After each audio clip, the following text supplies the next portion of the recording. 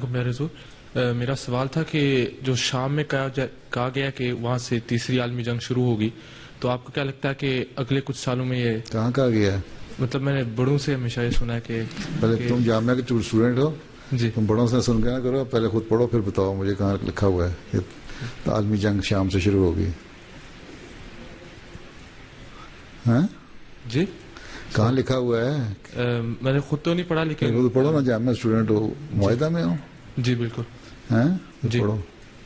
خلیفہ مسیح ثانی کے پاس جو بعض جامعہ کے اسٹوڈنٹ آتے سوال کرتے تھے نا، تو ان کو وہ کہا کرتے تم جامعہ اسٹوڈنٹ ہو، تم قرآن شریف کی تفسیر کے اوپر غور خود کرو اور خود پوائنٹ نکالو، پھر میرے سے ڈسکس کرو آ کے، اور خود پہلے سوچو کہ کیا اس کا حل ہے، پھر بات کرو. تم نے تو اصل بات کوئی نہیں پڑھا، تو تم سنائی باتیں کر رہے ہو.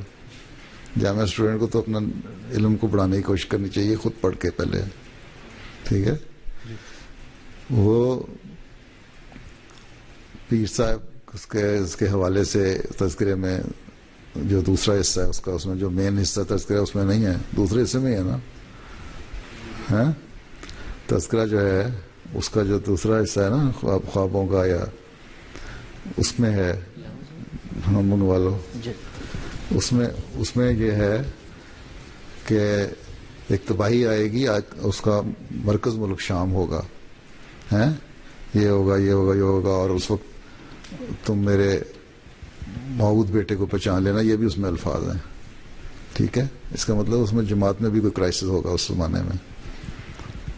اس لیے ہمیشہ یہ بھی دعا کرنی چاہیے کہ اس کرائسس سے اللہ تعالیٰ دنیا کو بھی بچائے اور جماعت کو بھی بچائے، اور خلافت سے وابستہ رہنے کی کوشش کرو تم لوگ سارے.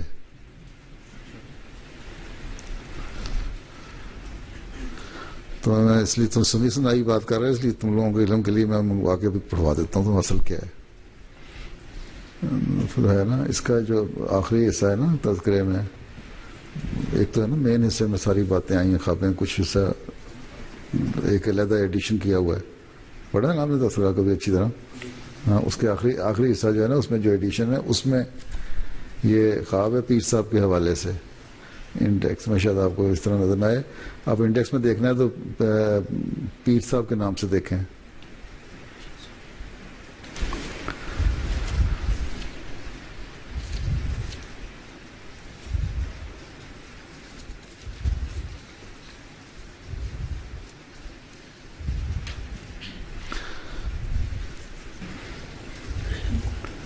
کیوں ملا؟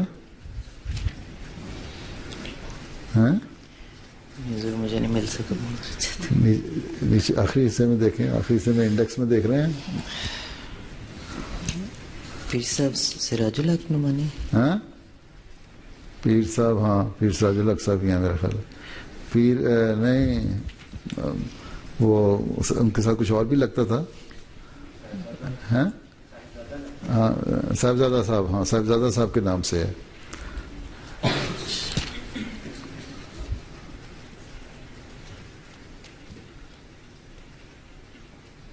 تم نے دیکھا ہوا؟ تلاش کر لو. پھر ان کو جو امتحان میں ڈالا ہوا تو پرنسپل صاحب آپ تلاش کر لو. یہ لے جاؤ تذکرہ، ان کو دیکھنے دو، یہ پڑھیں کئی تذکرے لے جاؤ. اس میں نہیں ہے؟ چلو ٹھیک ہے تو اس میں بھی ویسے میرے پاس اینک نہیں ہے، نہیں تو میں دیکھ لیتا. ایک آدمی گیا ڈاکٹر صاحب کے پاس، ڈاکٹر صاحب مجھے پڑھنے کی اینک چاہیے.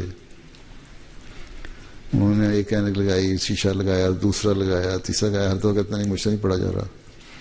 اگر سارے شیشے جب اس نے گلاس لگا کے دیکھ لیے تو ڈاکٹر نے پوچھا کہ تمہیں پڑھنا بھی آتا ہے کہ نہیں؟ تو کہتا ہے کہ مجھے پڑھنا آتا ہو تو اینک لگوانے کیوں آیا تھا.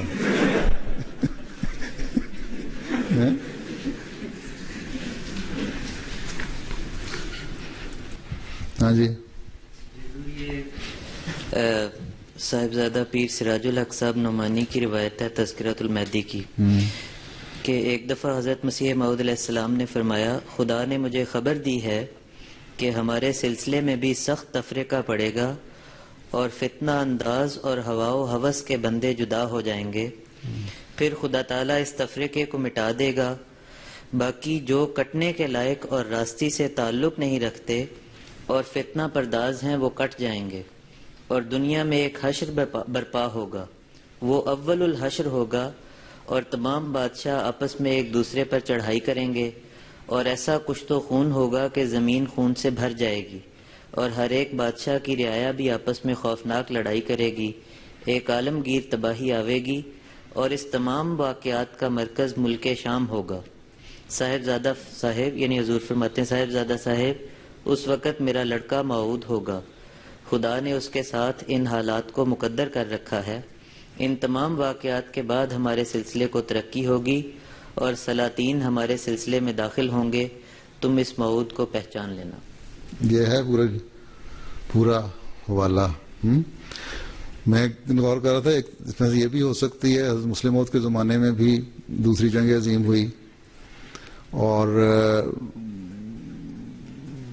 یہ جو ریجن تھی شام وغیرہ کی یہ بھی اس میں شامل تھی، لیکن مرکز نہیں تھا، مرکز اس کا یورپ تھا، وجہ بنی تھی یہاں سے.